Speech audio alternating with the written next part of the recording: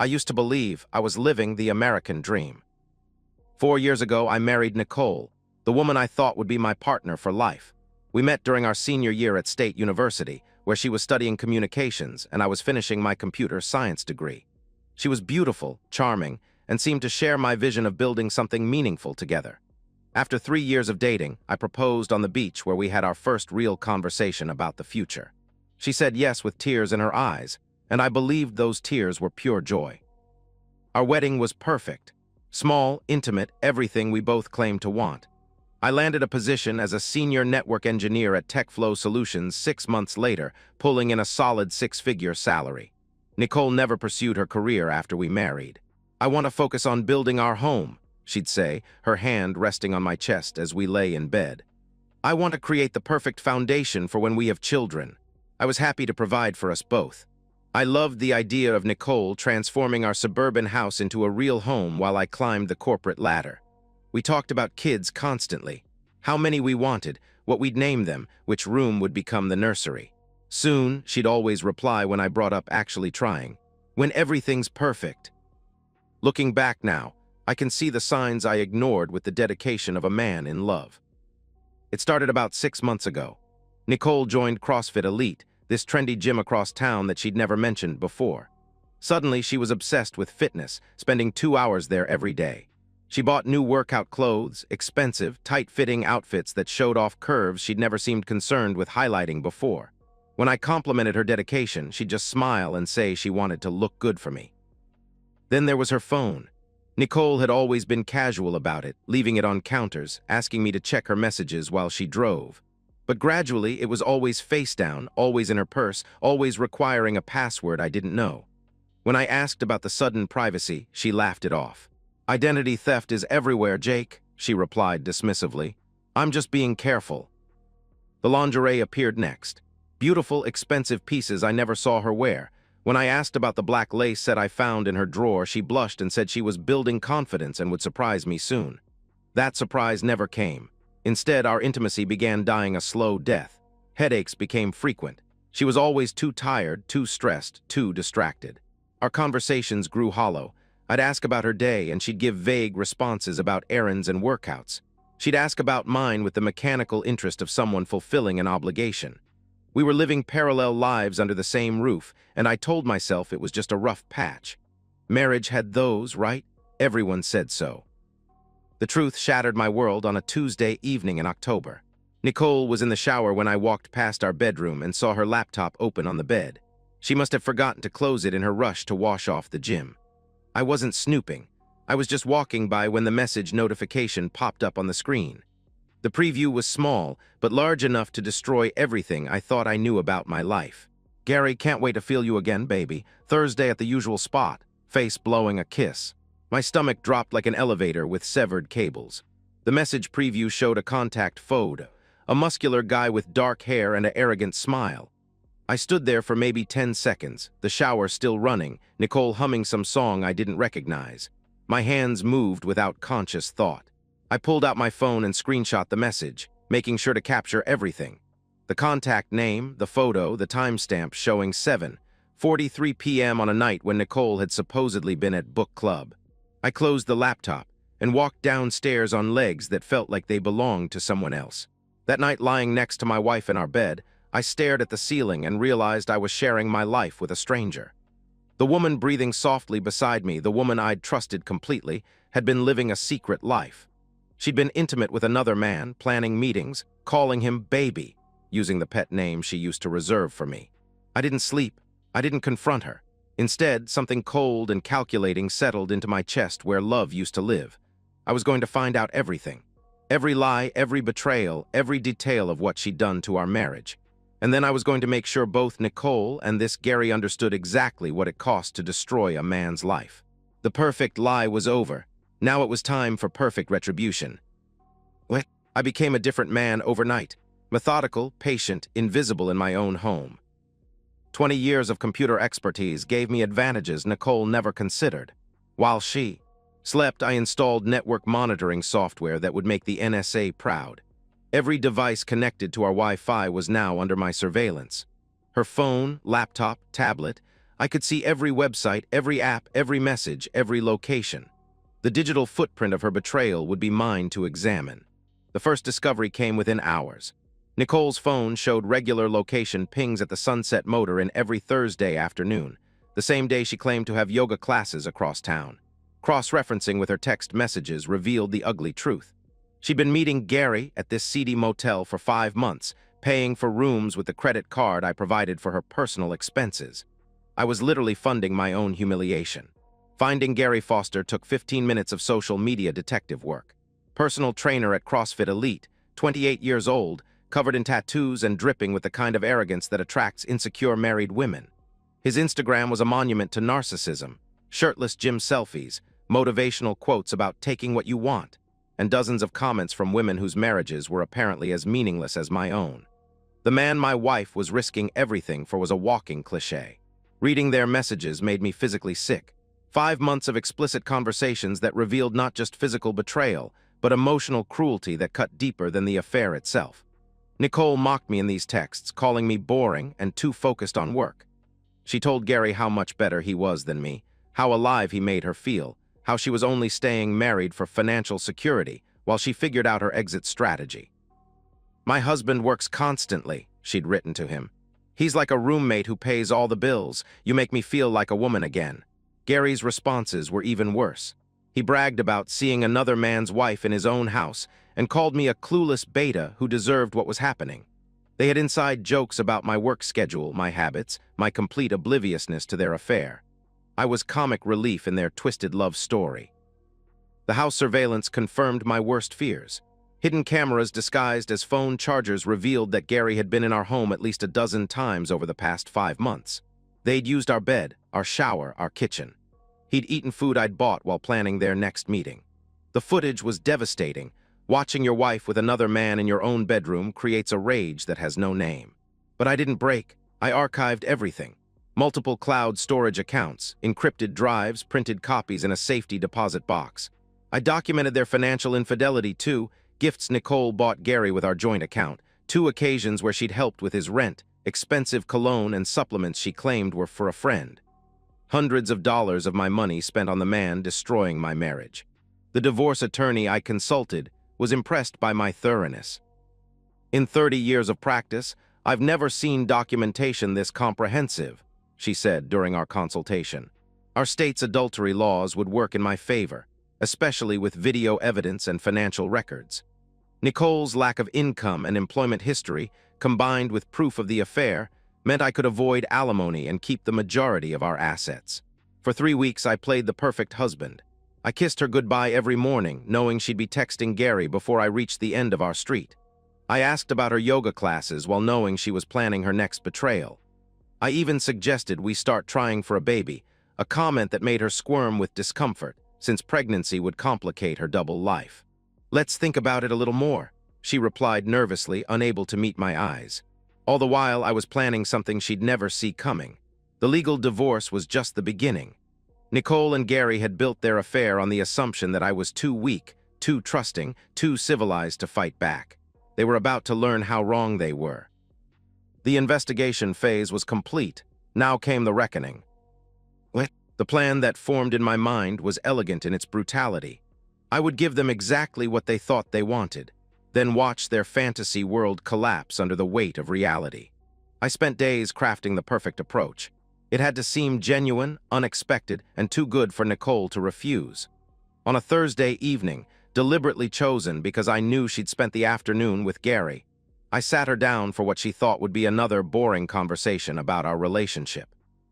"Nicole, I need to talk to you about something important," I began, watching her face carefully. She tensed, probably wondering if I'd discovered something. "I've been thinking about us, about how we've grown distant lately, and I want to try something different." Her relief was visible. "What do you mean?" she asked. Cautiously. I took a deep breath, as if gathering courage for a difficult confession. "I think we should consider opening our marriage." The shock on her face was perfect. Her mouth actually fell open. "What?" she gasped. "I've been doing research, reading about couples who have successfully navigated this," I explained carefully. The idea of exploring outside our marriage with complete honesty and communication might be exactly what we need to rediscover our connection.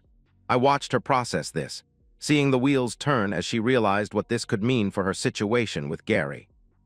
"Jake, are you serious?" she stammered. "This isn't some kind of test." I shook my head, leaning forward earnestly. "I've thought about this for weeks. We're both young, we married early, and maybe we need to explore who we are individually before we can be our best selves together. But I want complete transparency, no secrets, no hiding. If we're going to do this, we do it with honesty and respect for each other." Nicole's excitement was poorly concealed behind a mask of caution. I don't know what to say," she replied slowly. "This is so unexpected. The key would be communication," I continued, laying the trap. "We'd need to meet each other's partners, establish boundaries together, make sure everyone involved understands and consents to the arrangement. I think meeting and talking through everything like adults is the only way this could work." Over the next few days, Nicole transformed. The woman who'd been distant and distracted suddenly became affectionate, attentive, almost giddy. She touched me more, smiled more, even initiated intimacy for the first time in months. She was energized by the prospect of legitimizing her affair, of having her cake and eating it too. I suggested she invite her friend over for dinner so we could all discuss boundaries and expectations like mature adults. Nicole hesitated. This wasn't exactly how she'd envisioned her fantasy playing out, but eventually agreed. Through the network monitoring, I watched her text Gary that night. "Jake wants to meet you," she wrote to him. "He's serious about opening our marriage. Can you come to dinner Friday night?" Gary's initial response was skeptical, then excited, then arrogantly triumphant. "No way, your husband wants to watch me with you? This beta male wants to meet me. This is perfect, baby. I've always wanted that." The arrogance sealed his fate. While Nicole planned our dinner party, I was making preparations of my own. I contacted 3 friends, Dom, Eric, and Travis, men I'd known since college who'd watched me build my life with Nicole. When I showed them the evidence, their reaction was immediate and uniform, disgust at what Nicole had done and complete willingness to help me deliver consequences. Dom had been a linebacker in college and still carried himself like one. Eric worked construction and had the build to match. Travis was a Marine veteran who'd done 2 tours overseas. They understood betrayal, they understood loyalty, and they understood that some situations required direct action rather than legal proceedings. The legal groundwork was already complete. Divorce papers were filed but not yet served. Our bank accounts had been reorganized to protect assets I'd earned. My attorney was standing by. HR at my company was prepared for me to take emergency leave if necessary.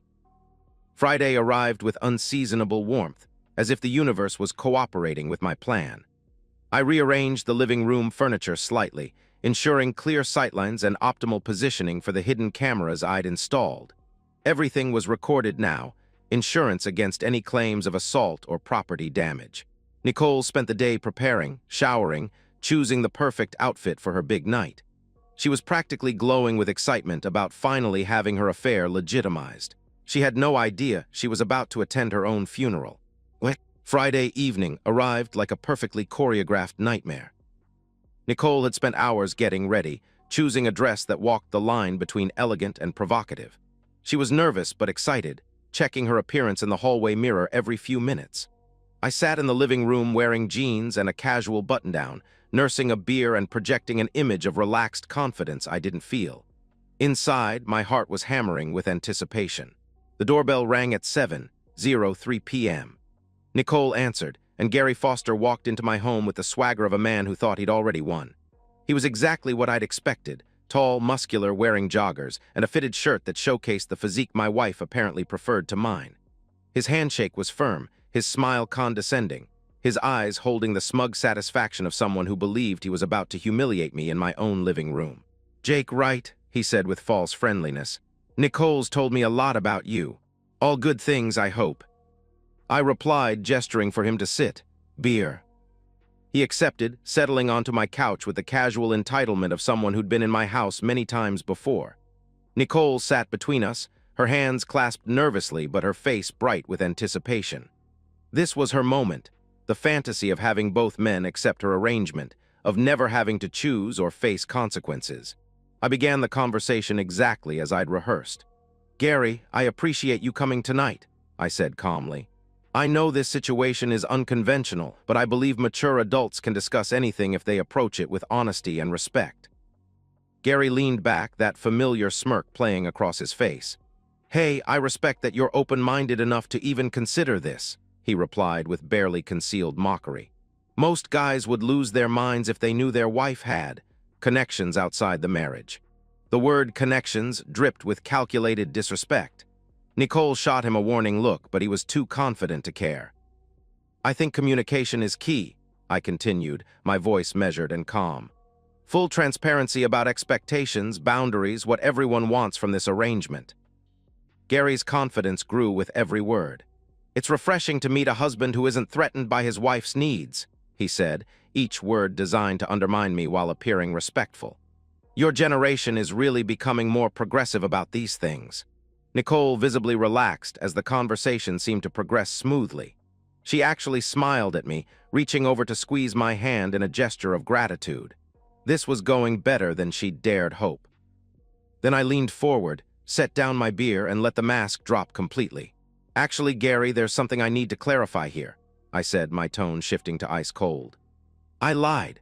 There is no open marriage. What there is, however, is 5 months of video footage of you with my wife in my bed, explicit text messages between you two mocking me, and financial records showing Nicole spending my money on your rent and gifts. The transformation was instantaneous. Gary's smirk vanished. Nicole's face went white, her hand jerking away from mine as if I'd burst into flames. The temperature in the room seemed to drop 20 degrees. You thought I was some pathetic beta male, I continued, my voice growing harder. Some beta you could humiliate while I paid for the privilege. You've been calling me that in your texts for months, haven't you, Gary? He started to stand, his posture shifting from arrogant to defensive. Look, man, I don't want any trouble, he began desperately. Too late for that, I answered coldly. As if summoned by my words, the front door opened and Dom, Eric, and Travis walked in. They weren't trying to hide their intentions. Gary's eyes darted between them, finally understanding that this wasn't a civilized conversation anymore. He tried to back toward the patio door, but Eric stepped sideways, cutting off his escape route. Nicole screamed, jumping to her feet. Jake, what are you doing? She shrieked. This is insane. Sit down and stay quiet, Travis said firmly, gently but forcibly guiding her back to the couch. This doesn't concern you right now. What happened next was swift and brutal. Gary tried to fight. I'll give him that. He swung at Dom first, landing a glancing blow on his shoulder. But he was outnumbered and outmatched by men who had real-world experience with violence, not just gym posturing. Dom's return punch was precise and devastating, a right hook that sent Gary to one knee. Eric followed with body shots while Travis controlled his arms. I watched from across the room, arms crossed, monitoring to ensure it stayed focused but effective. This wasn't about killing him, it was about education. They targeted his ribs and legs primarily, places that would hurt intensely and heal slowly without causing permanent disability. His nose broke when he tried to lunge at me, blood spattering across my hardwood floor. The sound of his groans mixed with Nicole's hysterical sobbing created a symphony of consequences. After roughly 2 minutes, an eternity when you're on the receiving end, I called it off. Gary was curled on my floor, bleeding, whimpering, completely stripped of the arrogance he'd worn like cologne. I crouched beside him, speaking quietly so only he could hear. You ever come near my wife again, ever contact her, ever even think about her, and what just happened will look like a gentle massage, I whispered. You're going to leave this town, and you're going to remember that some men don't play games when it comes to their families. Eric and Travis dragged him to the front door and literally threw him onto my lawn. Gary crawled to his car and drove off, probably to an emergency room, definitely out of our lives forever. Now it was just Nicole and me. She was sobbing, makeup ruined, demanding to know how I could do such a thing, how I could hurt so. Mion she loved. The word loved hit me like a slap, but I didn't react. Instead, I pulled out my phone and showed her the video folder, footage of her and Gary in our bedroom, screenshots of their texts, bank statements highlighting her financial betrayal. You did this, I said quietly. Every choice that led to this moment was yours. You brought him into my home. You spent my money on him. You disrespected everything we built together, and you thought I'd just take it. Her attempts at apologies, explanations, and pleas fell on deaf ears. I handed her the divorce papers I'd been carrying in my jacket pocket. You have 48 hours to get out of this house, I informed her coldly. The divorce is already filed. You'll get nothing. I have enough evidence to bury you in court. Your family, our friends, everyone is going to know exactly what you did and what it cost you. I walked upstairs and locked myself in the guest room, leaving her sobbing in the living room where her fantasy had died a violent death. Through the walls, I could hear her making phone calls, probably to her mother, probably trying to spin this as domestic violence rather than consequences for adultery. It didn't matter. The evidence spoke for itself, and the truth was about to become very public. The next morning I woke to silence. Nicole was gone. She'd taken some clothes, her toiletries, and the jewelry her parents had given her, but left everything else. The house felt different, lighter somehow, as if a toxic presence had been extracted. I made coffee in the kitchen where she'd once planned meals with Gary and felt nothing but relief. First phone call came at 8:47 a.m. Nicole's mother, Sandra, screaming into my voicemail about what a monster I was, threatening to call the police, demanding I take Nicole back and work this out like adults. I called her back and calmly explained that I had video evidence of Nicole's affair, financial records of her spending our money on her lover, and documentation of 5 months of systematic betrayal. The screaming stopped abruptly, replaced by stunned silence, then a dial tone. The divorce proceedings moved faster than most because my documentation was ironclad. Nicole's attorney, a sharp woman named Rebecca Martinez, tried every angle she could find. She argued for alimony based on Nicole's lack of work history, claiming her client had sacrificed career opportunities for the marriage. She requested half the house value, citing Nicole's contributions as a homemaker. She even attempted to paint me as financially controlling for monitoring our accounts. My attorney demolished each argument methodically. The videos and text messages proved not only adultery but financial infidelity, Nicole using marital funds for an affair. The timestamps showed she'd been deceiving me while I worked to provide for our future. The judge, a no-nonsense woman in her 60s, was visibly disgusted by the evidence. "Mrs. Thompson," she said sternly during the final hearing, "you were unfaithful to your marriage, dishonest about your activities, and misappropriated marital funds for an extramarital affair. This court sees no justification for awarding you alimony or significant asset division." Nicole left our 4-year marriage with her personal belongings, a used Honda Civic that had been in her name, and approximately $3,000 from her personal checking account. No alimony, no house, no ongoing financial support. She was 29 years old with no work history, no savings, and no safety net except her parents. Through mutual friends, I learned about her new reality with a satisfaction that probably made me a terrible person, but I couldn't bring myself to care. Nicole moved into a studio apartment in the worst part of town, the kind of place she'd once wrinkled her nose at when we drove past. The monthly rent was more than she'd ever paid for anything in her adult life, funded by her parents' reluctant support and a job as a cashier at Target. The work was apparently humiliating for someone who'd spent 4 years as a kept woman. Standing for 8-hour shifts, dealing with demanding customers, earning $9 an hour while living paycheck to paycheck. Her social media went dark after former friends began commenting on her posts with pointed questions about her sudden life changes.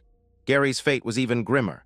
The beating left him with 2 cracked ribs, a broken nose requiring surgery, and ligament damage in his right knee that ended his personal training career.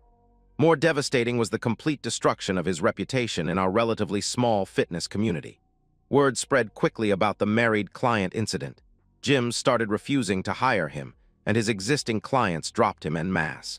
I heard through a friend at CrossFit Elite that Gary moved back to his parents' house in Ohio within 6 weeks, his Instagram account deleted, his local connections severed. The knee injury required months of physical therapy and left him with a permanent limp that made demonstrating exercises impossible. His career as a fitness influencer died with his physical capabilities. For me, the aftermath was more complicated. Some people, especially the men who knew the full story, quietly respected what I'd done. They saw it as justified defense of marriage and masculinity in a world that often punishes men for fighting back. Others, particularly women in our social circle, viewed me as dangerous and controlling. I lost some friendships, but realized they weren't really friendships if people would side with an adulterous wife after seeing clear evidence of her betrayal. My family supported me completely. My mother, initially horrified by the violence, changed her tune after I showed her the videos and financial records. "You did what you had to do," she said after reviewing the evidence. My father told me he was proud of me for standing up for myself, though he warned me to be careful going forward. "You did what needed doing," he said seriously, "but make sure this doesn't follow you." Legally, I was in the clear. Gary never pressed charges. Doing so would require testifying about the affair and subjecting himself to cross-examination about his role in destroying my marriage. His injuries, while real, weren't severe enough to guarantee prosecution for assault, especially given the provocation and adultery context. Financially, I was better off than I'd been in years. Without Nicole's spending and with no alimony obligation, I had substantial disposable income for the first time since our wedding. I increased my retirement contributions, started a vacation fund, and began investing more aggressively. But the emotional cost was real. I struggled to trust anyone romantically, viewing every woman through the lens of potential betrayal. I had nightmares about finding Nicole with Gary, waking up angry and alone in the bed we'd once shared. I started therapy, not because I felt guilty about my actions, but because I needed to process the betrayal without letting it consume my future. 6 months after the confrontation, I was still single, still angry, but no longer drowning. The guest room had become my home office. The master bedroom had new everything: furniture, paint, carpet, even the windows. I couldn't stand any reminders of what had happened there. I wasn't happy yet, but I was free, and sometimes freedom was enough. 11 months later, I sit in my living room on a quiet Sunday evening, nursing a glass of whiskey and watching snow fall outside windows that Nicole will never see again. The house is completely mine now, every room renovated or rearranged, every memory of our marriage systematically erased and replaced. My phone buzzes with a text from my college buddy Mike, asking if I want to join him for a ski trip to Colorado next month. I text back, yes, without hesitation. 6 months ago, I wouldn't have been able to commit to anything social. Now, slowly, I'm rebuilding a life that belongs entirely to me. I don't regret what I did to Nicole and Gary. Some people would call it excessive, even monstrous. I call it necessary. They made a calculated decision to betray me, to mock me, to use my money and my home for their affair, betting that I was too weak or too civilized to do anything meaningful about it. They were wrong. I'm not naive enough to pretend I'm a hero. The violence crossed legal lines, and I took risks that could have destroyed my career and landed me in prison. But I also know that the alternative, a traditional divorce where Nicole got rewarded for adultery with alimony and asset division, would have been a different kind of injustice.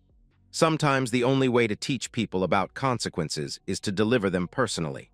The legal system would have given Nicole a settlement and Gary would have walked away unscathed, probably already targeting his next married client. Instead, she works retail and lives in poverty she created through her own choices. He left town with injuries that will remind him forever what happens when you disrespect another man's marriage. And me? I'm free. Truly, completely free. I won't pretend dating is easy now. I'm cautious, maybe too cautious, analyzing every woman's words and actions for signs of deception. I may never remarry. The idea of trusting someone with that level of access to my life feels impossible right now. But that's a choice I get to make on my own terms, not because someone trapped me with lies and manipulation. Tomorrow I have a meeting about a promotion to senior systems architect.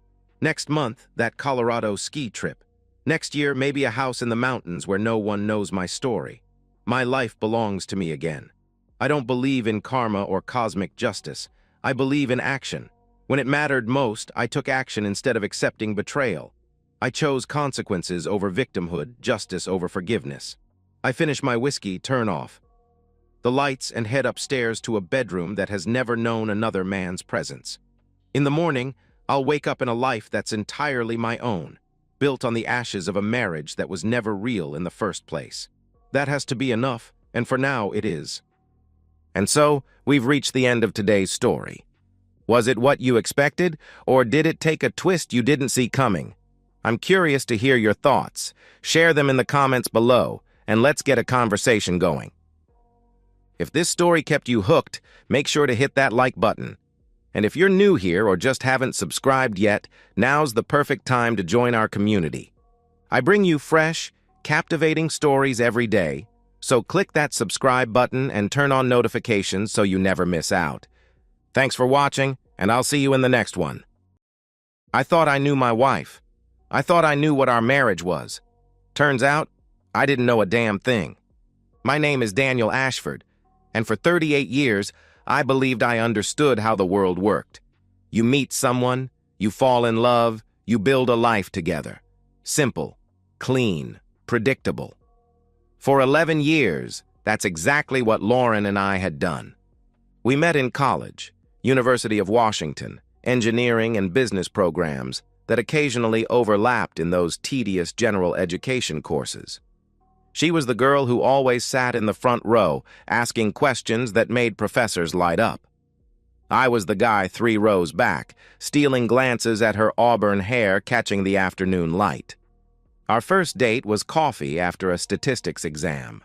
She ordered some complicated drink with 3 different syrups. I got black coffee and pretended it didn't taste like burnt disappointment. We talked for 4 hours. She laughed at my terrible jokes about engineering tolerances. I fell in love with the way she gestured when she got excited about an idea. The early years were everything you'd expect from young love. Late nights talking until sunrise, weekend trips to the Oregon coast where we'd walk miles of empty beach, a wedding on those same cliffs 2 years later, her dress whipping in the ocean wind, both of us grinning like idiots who'd figured out the secret to happiness. Lauren landed a job with a boutique wellness brand after graduation, marketing coordinator with flexible hours, mostly remote work. I got hired at Meridian Aerospace, designing components for commercial aircraft. We bought the house in Bellevue when Emma arrived. 4 bedrooms, good schools, a backyard big enough for swing sets. Sophie followed 3 years later, a whirlwind of energy who could charm her way out of trouble before she could walk. From the outside, we were the family everyone envied. Weekend soccer games where I coached Emma's team. Family dinners most nights, even when work ran late. Lauren's Instagram was a carefully curated gallery of family happiness. Hiking trips, holiday decorations, the girls in matching Halloween costumes. I worked long hours, but I was present when it mattered. Dance recitals, parent-teacher conferences, summer camping trips where we'd roast marshmallows, and Sophie would insist on staying up to count stars. Lauren and I weren't passionate like those first college years. 11 years of marriage and 2 kids will do that. But we were partners. Solid. Committed. At least I thought we were. The first crack appeared about 8 months ago, though I didn't recognize it then. Lauren became different, more distant. She'd always been social, but suddenly there were more girls' nights than usual. More time scrolling through her phone during dinner, a slight smile playing at her lips. More irritation when I asked simple questions about her schedule or who she was texting. I tried to be supportive, started cooking dinner more often, suggested date nights. Maybe we could get her mom to watch the girls, go to that wine bar she used to love. She declined, always with a reasonable excuse. Too tired, too much work. Maybe next weekend. The second crack came on a Tuesday night in March. I came home exhausted from a brutal design review, looking forward to family dinner and mindless television. Lauren was on the couch with her laptop, typing furiously. The girls were in the playroom, building elaborate forts. Over dinner, she kept checking her phone, that same slight smile appearing with each new message. "Who keeps texting?" I asked. Her face changed. Just for a second, something flickered across her features. Then mild annoyance replaced it. "Sarah," she replied. "She's having issues with her new apartment in Boston. Landlord problems." Sarah. Lauren's college friend, maid of honor at our wedding, who'd moved to Boston 6 months earlier. I nodded and went back to cutting Sophie's spaghetti. But later I found myself thinking about that expression, the way she'd locked her phone so quickly, the defensive edge in her voice. Sarah was in Boston, 3 hours ahead, almost midnight there. Not the time for casual texting about landlord problems. The third crack shattered everything. It was 2:17 a.m. on a Friday night. I'd been lying awake, mind churning through calculations for Monday's meeting. Bladder finally won, and I stumbled toward the bathroom. That's when I saw the glow. Blue light emanating from under the covers on Lauren's side of the bed. She was on her phone thinking I was asleep. Through the thin fabric, I could see her fingers moving, typing, a message sent. A response received almost immediately. That same soft smile. "Lauren," I whispered. The light disappeared instantly. She rolled over, pulling covers to her chin. She mumbled. "Everything okay? I saw your phone."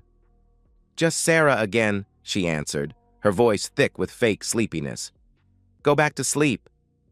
But I'd heard her earlier. The soft chime of incoming messages.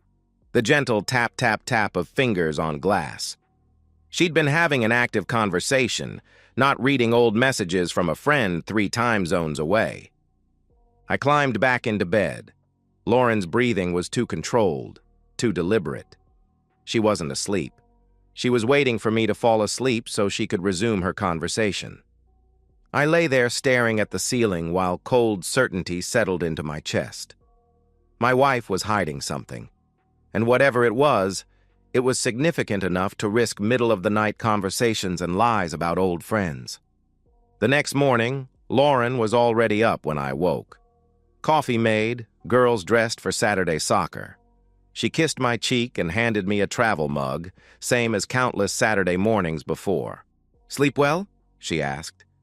"Fine," I answered, studying her face. She looked beautiful. She'd always been beautiful, the kind of woman who turned heads at the grocery store. But there was something in her eyes, a distance that hadn't been there a year ago. Late that Thursday night, Lauren announced she was going to a work event, some client appreciation dinner at a downtown hotel. She'd be home late, probably after midnight. I nodded and kissed her goodbye, watching her Lexus pull away. Then I opened my laptop and navigated to her company's website. I scrolled through their events page, their blog, their social media accounts. There was no event scheduled. Sleep became impossible. Every night I'd lie beside Lauren, listening to her breathing, wondering who she was texting in the darkness. Every interaction felt like a performance now, her performance and mine. I watched her more closely, hating myself for it. The way she angled her phone away when typing. How she'd suddenly developed a preference for taking showers immediately after coming home from errands, as if she needed to wash something off her skin. The way she'd become particular about doing her own laundry, claiming she wanted to try a new detergent. New detergent. New lingerie I'd never seen her wear around me. New passwords on devices that used to be shared freely. I tried to rationalize each discovery. People change. Habits evolve. Privacy in marriage is healthy. But the rationalizations felt increasingly hollow, like trying to convince myself that smoke didn't indicate fire. The worst part was how normal everything else remained. Lauren still made coffee every morning, still helped with homework and attended parent-teacher conferences, still laughed at my terrible dad jokes and reminded me to take vitamins. If she was living a double life, she was remarkably good at it. Or maybe I was remarkably good at being blind. 3 weeks after the non-existent work event, opportunity presented itself. Lauren announced she was taking Emma and Sophie to her mother's house for the afternoon, some craft project involving painted rocks.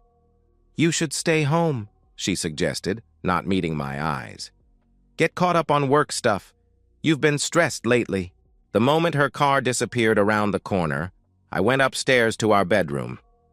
I didn't want to do this. Standing at the threshold of our shared space, I hoped I was wrong. Hoped I'd find nothing. Hoped I could go back to trusting the woman I'd loved for 15 years. But hope and certainty rarely occupy the same space. I remembered the old laptop in the back of our closet, buried under out-of-season clothes. The MacBook she'd used through college, replaced 2 years ago when her company provided a newer model. I'd suggested donating it, but Lauren insisted on keeping it for backup. The laptop was dusty but functional. When I opened it, her passwords were still saved in the browser, her cloud accounts still logged in. My hands shook as I opened her email. At first glance, nothing unusual. Work correspondence, newsletters, school confirmations, the digital detritus of suburban family life. Then I clicked on her cloud storage. Most folders were benign, vacation photos, insurance documents, work files. I almost closed the laptop, relief flooding through me. Maybe I really was being paranoid. Then I saw the folder labeled personal. Inside were photos that made my stomach lurch. Lauren and a man I didn't recognize. Tall, dark hair, expensive suit. They were at a restaurant I'd never been to, sitting closer than friends sit. His hand on her thigh. Her head thrown back in laughter. More photos, different locations, a hotel bar, someone's apartment. Lauren wearing the new lingerie I'd glimpsed in her drawer. But photos were just the beginning. Buried deeper were screenshots of text conversations, messages backed up from her phone, probably automatically synced and forgotten. I read everything. 7 months of correspondence with someone named Garrett. It started professionally, networking, according to early messages. He worked in marketing for a tech startup. They'd met at a conference Lauren attended last spring. Conversations grew flirtier. Casual compliments became pointed observations about Lauren feeling unappreciated at home. Professional advice became personal confessions. Within 6 weeks, they were exchanging photos that belonged in no married person's phone. I scrolled through months of my wife's secret life, each message like a small knife twist. Inside jokes I wasn't part of. Plans made around my schedule. Detailed hotel logistics and alibis. The book club meetings she'd started attending monthly. Fiction. She was with Garrett. The weekend spa trip with Sarah from 2 months ago. Sarah had never been involved. Lauren and Garrett spent 2 days together at wine country while I managed single-parent duty. Proud of my thoughtful wife taking time for self-care. The work dinners keeping her out late. Most were fabricated. Company events requiring evening attendance. Half didn't exist. I felt sick, betrayed. But more than that, I felt stupid. How had I missed signs that seemed obvious now? How had I explained away months of increasingly transparent lies? Then I found the message that changed everything. 3 weeks old, Garrett asking, "When are you going to tell him?" Lauren's response, "Soon. I just need to make sure I'm set up right. I'm not losing the girls or the house. My lawyer says timing is everything. A few more months to establish the right financial picture, then I'll file." Lawyer. Financial picture. File for divorce. My wife wasn't just cheating. She was strategically planning our marriage's destruction while I remained obliviously helpful, picking up household duties and suggesting date nights she declined because she was too busy dismantling our life. I sat on our bedroom floor, surrounded by evidence of deception so comprehensive it took my breath away. Every message was another revelation. Every photo, another betrayal. The woman I'd shared my bed with for 11 years had been living an entirely separate existence, carefully calibrated to protect her interests when she finally decided to detonate our family. But instead of expected rage, something else settled over me. Something colder and more useful. Clarity. If Lauren wanted to play strategically, I could be strategic too. She'd had months to plan her exit. Time to consult lawyers and position herself advantageously. Time to document whatever narrative she intended to use against me. But she'd made one critical mistake. She'd assumed I was as oblivious as I appeared. I took screenshots of everything. Every message, every photo, every piece of evidence of her affair and calculated divorce plans. I backed up files in 3 separate locations, my work email, a new cloud account, and a flash drive hidden in my tool chest. Then I closed the laptop, carefully returned it to the closet, and went downstairs to start dinner. When Lauren returned with the girls 2 hours later, I was making their favorite meal. Grilled cheese sandwiches cut into triangles and tomato soup with alphabet noodles. "How was Grandma's?" I asked, kissing Lauren's cheek. "Good," she replied, not meeting my eyes. "Mom taught them friendship bracelets. They'll probably want to make you one later." "I'd love that," I said, meaning it. Whatever happened between Lauren and me, my daughters were innocent. They deserved protection from the chaos their mother was orchestrating. 2 days later, she gave me my answer. "Daniel," she began after tucking the girls into bed. Her voice was soft, almost vulnerable. "I've been thinking. About us. About our marriage." I looked up from my book, arranging my expression into concerned attention. I think we should talk to someone, she continued.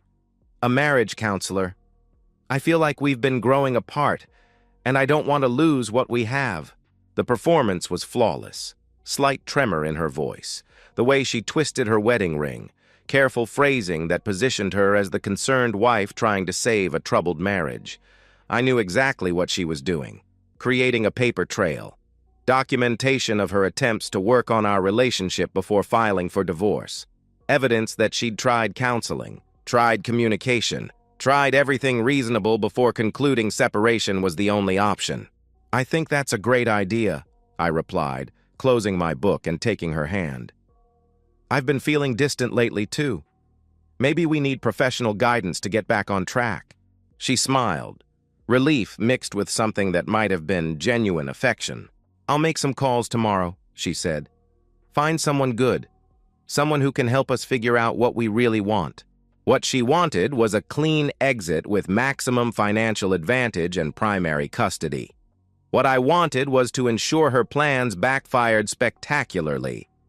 But I just squeezed her hand and said, whatever it takes. That night, I listened to her breathing in the darkness, knowing she was probably texting Garrett about her progress in setting the stage for our divorce. In the morning, I made coffee and kissed her goodbye, same as always. Then I called in sick and made an appointment with a divorce attorney. Rebecca Holt's office overlooked Elliott Bay from the 42nd floor of a downtown Seattle high-rise. Floor-to-ceiling windows framed ferries crossing steel-gray water, while law books lined shelves behind her desk that spoke of decades navigating failed marriage wreckage. She was exactly what I'd hoped for, sharp, direct, and utterly without sympathy for romantic notions about fairness or second chances. "Show me what you have," she instructed after I'd explained the situation. I handed her printed copies of everything, photos, messages, timeline of Lauren's deception. Rebecca reviewed evidence with detached efficiency of someone who'd seen every variation of human betrayal. "This is good," she said finally. "Comprehensive. But adultery alone doesn't guarantee custody victory. Washington is no-fault divorce. Affairs matter less than you'd think." My stomach dropped. "What do you mean?" "Your wife's strategy is solid," she explained.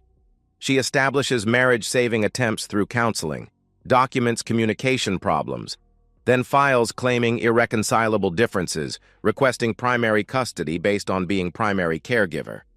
Rebecca leaned back, studying me with eyes that had seen this scenario hundreds of times. "You mentioned she said something about getting set up right financially," she continued. "That suggests she's planning something beyond simple divorce filing. When someone talks about timing and positioning, they're preparing to paint you as the problem." "What kind of problem?" I asked. "Abuse. Emotional, psychological, sometimes physical," she answered. "Most effective way to shift custody and financial arrangements. Create a narrative where she's the victim escaping unsafe situation, and courts become very sympathetic." I felt sick. "But I've never hurt her. Never even raised my voice. Won't matter if she can convince a judge otherwise," Rebecca replied. "False abuse allegations are more common than people realize. Devastatingly effective, especially combined with documented affairs that make husbands look untrustworthy." Rebecca opened a legal pad and began writing. "Here's what we're doing," she said. "First, document everything from this point forward. Every interaction with your wife, every conversation about children, every financial transaction. Keep a journal with dates and times. Record conversations when possible. Washington permits single-party consent." She looked up. "Second, become the perfect father and husband. Attend every school event. Help with homework. Do more than your share of responsibilities. Make yourself indispensable to your children's daily routine." "I already do those things," I protested. "Do them more," she insisted. "Make sure other people notice. Get character references from teachers, neighbors, colleagues. Build paper trail contradicting whatever narrative she's planning." Rebecca's third point was crucial. File first. Don't wait for her to serve you. Control timing and initial narrative. If she's planning abuse accusations, we establish your version before she can establish hers. Over the next 3 months, I followed Rebecca's advice religiously. I kept detailed journals of every interaction with Lauren and the girls. I recorded conversations when possible, using a small digital recorder hidden in my pocket. I transferred paycheck portions into a separate account my parents opened, protecting assets. Most importantly, I documented my fatherhood role. Photos of school events, homework help screenshots, activity receipts I organized and paid for.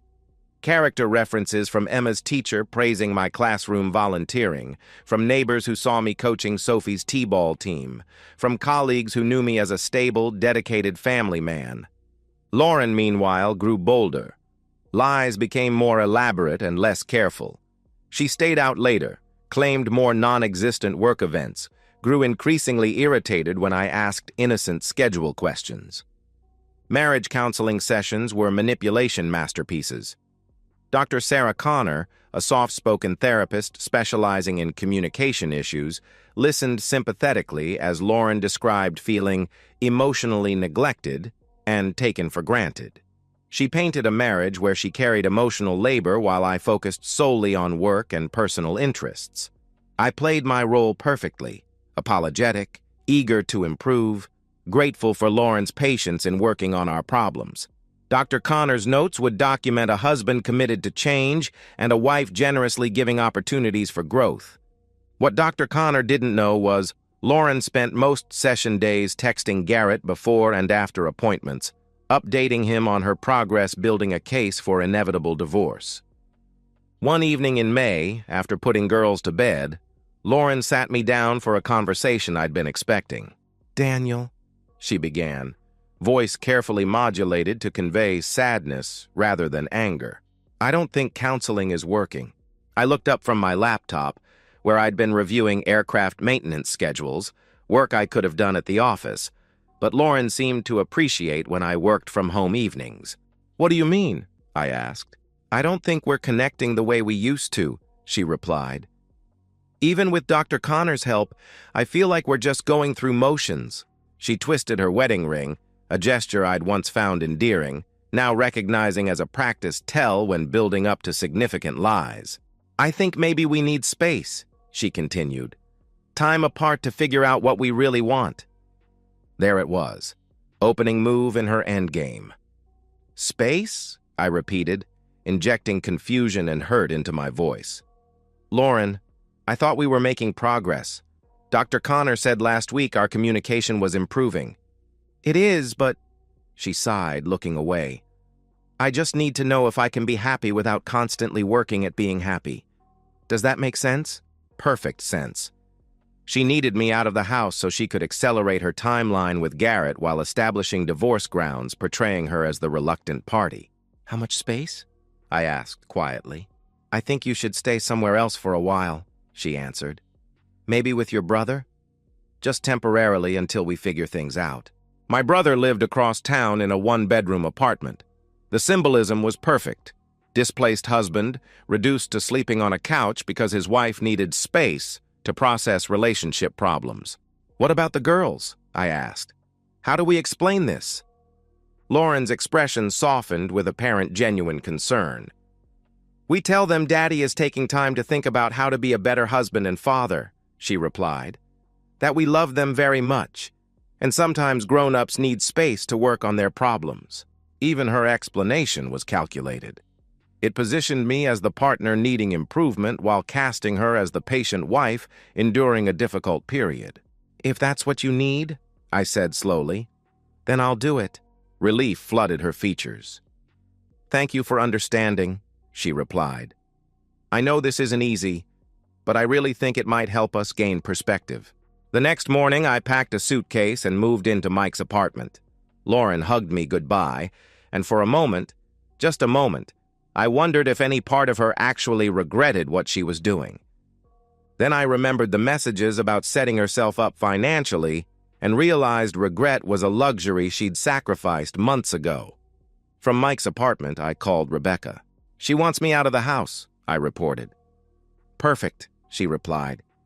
"How long did she suggest?" "She was vague. Said temporarily, until we figure things out." Rebecca was quiet momentarily. "She's going to let this continue for weeks. Establish that you've been living separately," she explained. "Then she'll file for divorce and custody, claiming separation was your idea or that your behavior made it necessary." "What do I do?" I asked. "Give her exactly what she wants," she answered. "Move out gracefully. Be the accommodating husband who respects her need for space. Then, in 3 days, we file first." I spent those 3 days in suspended animation. I video called the girls every evening, helping with homework and reading bedtime stories through a screen. Emma asked when I was coming home. Sophie wanted to know if she could visit Uncle Mike's apartment. Lauren was solicitous and apologetic during phone conversations. "She missed me," she said. "This was hard for everyone. But maybe it was what we needed to rediscover what brought us together." On Friday afternoon, Rebecca filed for divorce and primary custody. Papers were served to Lauren at her office the following Monday. According to Rebecca's investigator, Lauren stared at documents for 5 full minutes before calling her own lawyer. Then she locked her office door and made a series of increasingly frantic phone calls. By Tuesday morning, she was ready to fight back. The police officers who showed up at Mike's apartment were professional but firm. Lauren had filed a temporary restraining order, they explained. I was barred from contacting her directly, prohibited from entering the family home, and forbidden from seeing my daughters pending a hearing. The allegations were exactly what Rebecca had predicted. Emotional abuse, controlling behavior, threats of violence. According to Lauren's sworn statement, our separation hadn't been her idea. It had been her escape from an increasingly dangerous situation. She claimed I'd threatened her during our last conversation, said she feared for her safety and the safety of our children. The restraining order was emergency protection for a woman whose husband had become unpredictable and potentially violent. It was brilliantly executed, professionally crafted, and completely fabricated. But it was also exactly what Rebecca and I had prepared for. "This is good," Rebecca told me over the phone that evening. "I know it doesn't feel good, but her move was predictable. Now we can respond." The hearing was scheduled for 2 weeks later. 14 days during which I couldn't see my daughters, couldn't enter my own home, couldn't even call to say goodnight. Those were the longest 2 weeks of my life. The day before the hearing, I sat in Rebecca's office reviewing our strategy one final time. "Remember," she said, "this isn't about proving you're innocent of abuse. Impossible to prove a negative. This is about proving she's lying, and we have everything we need to do that." She gestured to our compiled evidence stack. A fair documentation, recorded conversations where Lauren discussed her strategy, timelines showing her allegations coincided perfectly with divorce filings, and character witnesses who would testify to my character. "Tomorrow," Rebecca said, "we destroy her credibility completely. When we're done, the court will see exactly what kind of person makes false abuse allegations to gain custody advantage." That night, I barely slept. In the morning, I would face my wife across a courtroom and listen to her lie under oath about the man she'd promised to love and honor. But I would also watch those lies crumble under truth's weight.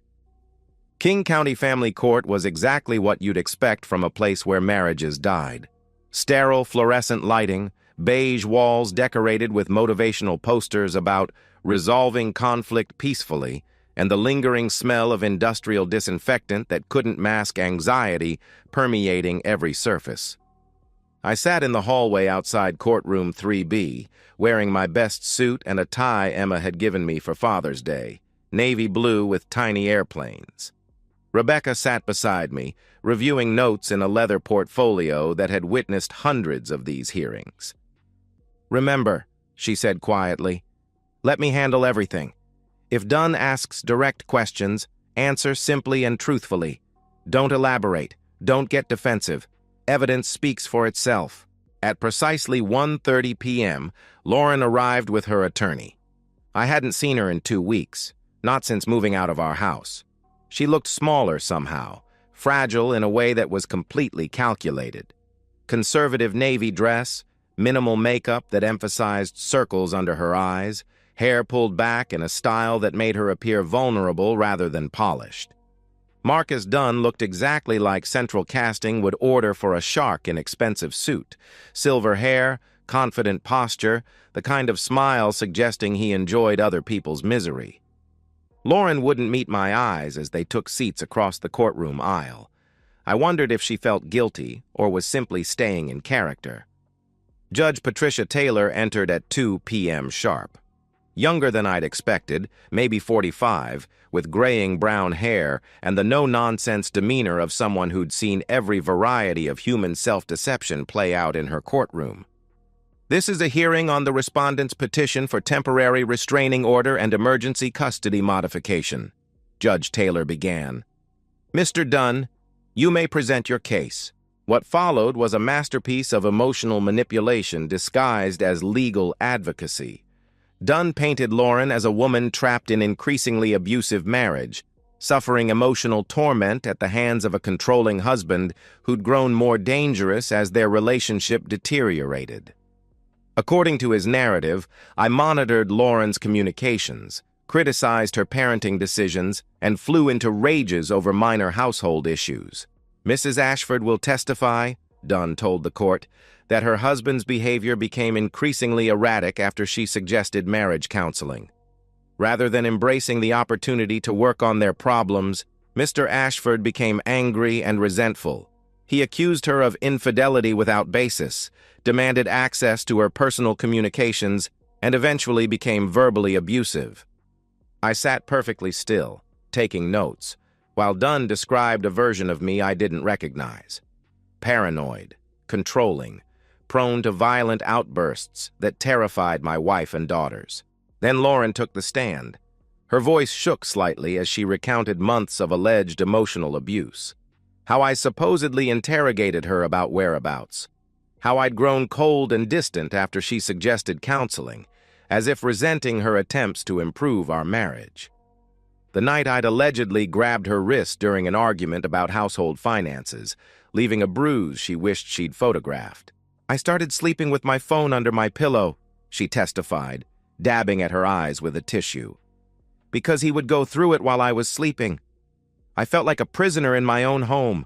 She described the evening she'd asked me to move out, painting it as an act of desperate courage rather than strategic manipulation. I was terrified to ask him to leave, she said, voice barely audible. But I couldn't let my daughters see me being treated that way anymore. I knew he would be angry, but I hoped maybe some space would help him realize what he was doing to our family. Instead, according to Lauren's testimony, I'd become enraged. I'd accused her of having an affair, threatened to make her pay for destroying our marriage, and promised she'd never see the girls again if she went through with divorce. That's when I knew I had to protect myself and my children, she concluded. I couldn't wait anymore. He was getting worse, and I was afraid of what he might do. It was flawless performance. Lauren's voice carried just the right mix of fear and determination. Her body language conveyed vulnerability without seeming weak. She'd provided specific details that sounded authentic while carefully avoiding claims that could be easily disproven. Judge Taylor listened with careful attention of someone trained to spot deception. But Lauren's story was consistent and emotionally compelling. If I hadn't known it was complete fiction, I might have believed her myself. When Dunn finished questioning, Judge Taylor turned to Rebecca. Ms. Holt, you may cross-examine, the judge said. Rebecca stood slowly, adjusting her jacket with deliberate precision. Mrs. Ashford, she began, voice calm and professional, you testified that your husband became suspicious of your communications after you suggested marriage counseling. Is that correct? Yes, Lauren replied. And you said he accused you of having an affair without basis. What did you mean by that? Rebecca asked. Lauren shifted in her chair. He was paranoid, jealous. He imagined things that weren't happening. I see, Rebecca responded. Were you having an affair, Mrs. Ashford? The courtroom went completely silent. Lauren's face paled slightly, but she maintained eye contact with Rebecca. No, absolutely not, she answered. You're under oath, Mrs. Ashford, Rebecca said. Are you certain about that answer? Yes, I'm certain, Lauren replied firmly. Rebecca nodded thoughtfully, then approached the judge's bench. "Your Honor, I'd like to submit Exhibit A into evidence," she announced. She handed a thick folder to the bailiff, who passed it to Judge Taylor. Rebecca provided copies to Dunn and Lauren. This exhibit contains photographic and digital evidence documenting Mrs. Ashford's extramarital relationship with one Garrett Mitchell, Rebecca explained, including hotel receipts, compromising photographs, and 7 months of text message correspondence. Color drained from Lauren's face completely. Dunn frantically flipped through pages, his confident demeanor evaporating with each image and message thread. Rebecca continued calmly. The metadata on these photos shows they were taken on dates when Mrs. Ashford claimed to be at book club meetings or work events. Hotel receipts coincide with a weekend she told my client she was attending a spa retreat with a friend. Judge Taylor studied evidence with increasing attention. "Mrs. Ashford, do you want to revise your previous answer about having an affair?" she asked. Lauren looked desperately toward Dunn, who was still reading through messages with growing horror. That is," Lauren stammered. "Your Honor," Rebecca interrupted smoothly, "if I may continue. This next piece of evidence is particularly relevant to Mrs. Ashford's credibility." She approached the judge again with a digital audio player. "This is a recording of a phone conversation between Mrs. Ashford and her mother," Rebecca explained, "made 3 days before she filed the restraining order. Washington is single-party consent state, and my client was present for this conversation." Rebecca pressed play. Lauren's voice filled the courtroom, clear and unmistakable. "I don't care if it's true or not. If I say he scared me, the court will believe me. Women always win these things. I just need to make sure I get the girls in the house." The silence that followed was deafening. Lauren's face went from pale to ashen. Her hands trembled as she gripped the witness chair arms. Dunn looked like he wanted to disappear through the floor. Judge Taylor's expression hardened visibly. "Mrs. Ashford," she said, voice ice-cold, "did you just hear yourself discussing filing false abuse allegations against your husband?" That was taken out of context," Lauren replied desperately. "I was upset. I didn't mean—" "You didn't mean what, exactly?" the judge pressed. "You didn't mean to commit perjury in my courtroom? You didn't mean to file false allegations that could have destroyed your husband's relationship with his children?" Rebecca wasn't finished. She submitted additional evidence, timeline showing how Lauren's abuse allegations appeared only after my divorce filing, character references from teachers and neighbors who'd never observed controlling or abusive behavior, and most damning text messages between Lauren and Garrett discussing their timeline for getting rid of Daniel. The final nail was a message Lauren had sent to Garrett days after filing the restraining order. "Phase 1 complete. He's out of the house and away from the girls. My lawyer says this should wrap up in my favor pretty quickly." Judge Taylor reviewed everything in complete silence, her jaw tightening with each new piece of evidence. When she finally looked up, her gaze fixed on Lauren with undisguised disgust. "Mrs. Ashford, you've committed perjury in my courtroom," Judge Taylor said. "You've filed false allegations of domestic abuse. You've attempted to manipulate the family court system to gain unfair advantage in a custody dispute. This is not only illegal, it's unconscionable." She turned to address both attorneys. "The restraining order is dissolved immediately. Temporary custody is granted to Mr. Ashford pending a full hearing. Mrs. Ashford will be granted supervised visitation only, and I'm ordering a complete psychological evaluation before any custody arrangement is finalized." Judge Taylor's voice grew even colder. "Furthermore, I'm referring this matter to the prosecutor's office for potential perjury charges. Mrs. Ashford, your actions today have endangered your children's relationship with their father and undermined the credibility of legitimate abuse victims who desperately need the court's protection." Lauren was crying now, but not the delicate tears she'd shed during testimony.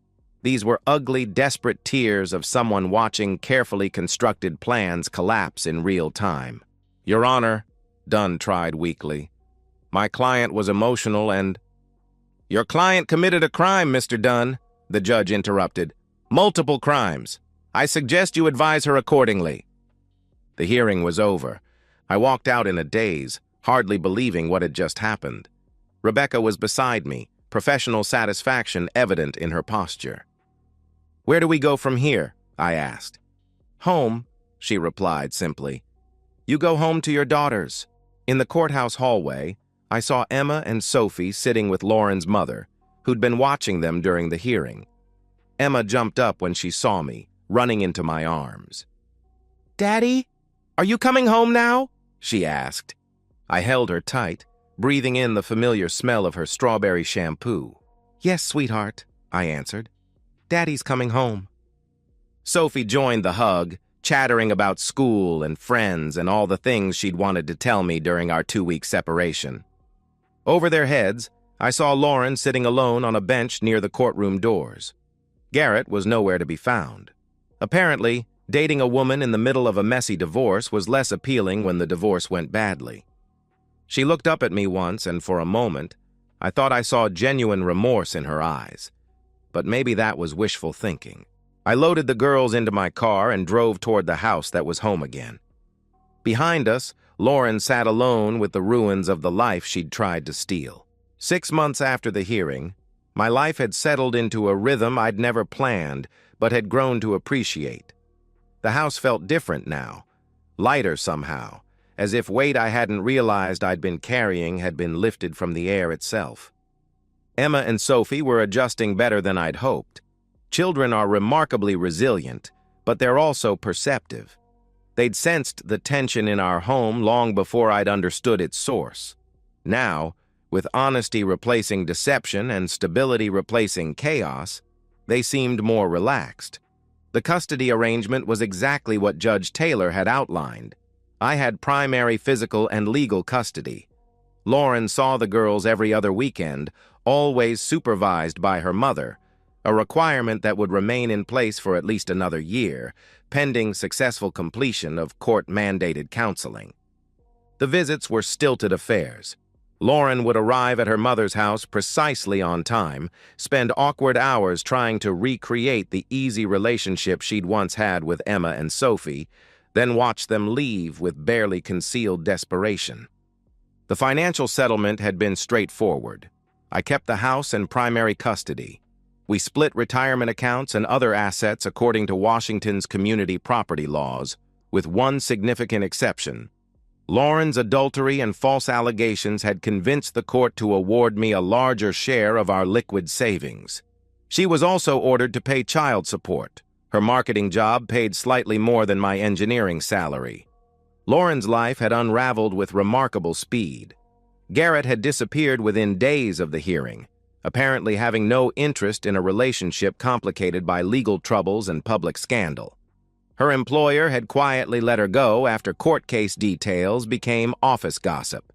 She'd moved into a small apartment across town and was working temporary jobs. The criminal charges for perjury had been reduced to community service and mandatory counseling after Lauren pled guilty and expressed remorse. I didn't hate her anymore. Hate required energy I preferred to spend on my daughter's happiness and my own healing. Lauren had become what she'd always been underneath the performance of our marriage, a stranger whose choices no longer affected my daily life. Emma asked about dating sometimes, with casual directness only children could manage. "Daddy, are you going to marry someone new?" she asked one morning. The question came during breakfast on a Saturday morning. Sophie was focused intently on arranging blueberries in patterns on her pancakes, but I could tell she was listening. "I don't know, sweetheart," I answered. "Maybe someday." "How would you feel about that?" Emma considered this seriously. "Would she be nice to us?" she asked. "Any woman I'd consider marrying would have to be very, very nice to you," I replied. "That would be the most important thing." Sophie looked up from her blueberry art project. "Nicer than Mommy was?" she asked. The question caught me off guard. I'd tried to avoid comparisons, focusing instead on building our new normal without reference to what came before. "Mommy loves you very much," I answered carefully. "Sometimes grown-ups make mistakes that hurt the people they love. That doesn't mean they're bad people, just that they made bad choices." We'd gotten Biscuit 3 months after the divorce was finalized. A golden retriever puppy who'd been surrendered to the shelter when his previous family moved to an apartment that didn't allow pets. Emma had fallen in love at first sight. Sophie had declared him the best dog in the whole universe. Biscuit was sprawled under the kitchen table now, hoping for dropped blueberries and radiating the kind of unconditional love that made everything easier. One evening, as I tucked Sophie into bed, she asked the question I'd been dreading. "Daddy, why doesn't Mommy live with us anymore?" she asked. I'd prepared for this moment, rehearsed age-appropriate explanations with the family therapist Emma and Sophie had been seeing since the divorce. "Sometimes," I answered, sitting on the edge of her bed, "people who love each other still can't live together happily. Mommy and I couldn't agree on how to be married anymore, so we decided it would be better if we lived in different houses." Sophie seemed satisfied with this answer, at least for now. Emma, meanwhile, was thriving in ways that surprised me. Her grades improved. She'd joined the school chess club and discovered a talent for strategy. But Emma's strategic thinking was channeled into positive pursuits. Organizing charity drives, planning elaborate birthday parties for friends, convincing me to adopt Biscuit through a campaign that would have impressed political operatives. One Saturday afternoon, watching Emma coach Sophie through a complicated Lego construction project, I realized something that took my breath away. I was happy, not desperate, grasping happiness of someone trying to convince himself everything was fine. Real happiness. The kind that comes from living authentically, surrounded by people who love you for who you actually are rather than who they need you to be. On Sunday evenings, after weekend adventures and homework sessions and bedtime stories, I would sit on the back porch with a beer, listening to suburbia settling into another week. Biscuit would sprawl beside my chair, occasionally sighing the deep, contented sighs of a dog whose greatest worry was whether dinner would be served on time. Sometimes I thought about Lauren, wondered if she was lonely in her apartment across town. Wondered if she regretted the choices that had led her there. But those thoughts came less frequently now, and they carried no malice. My focus was on Emma and Sophie, on building a life that would give them security and happiness, and the knowledge that they were loved unconditionally.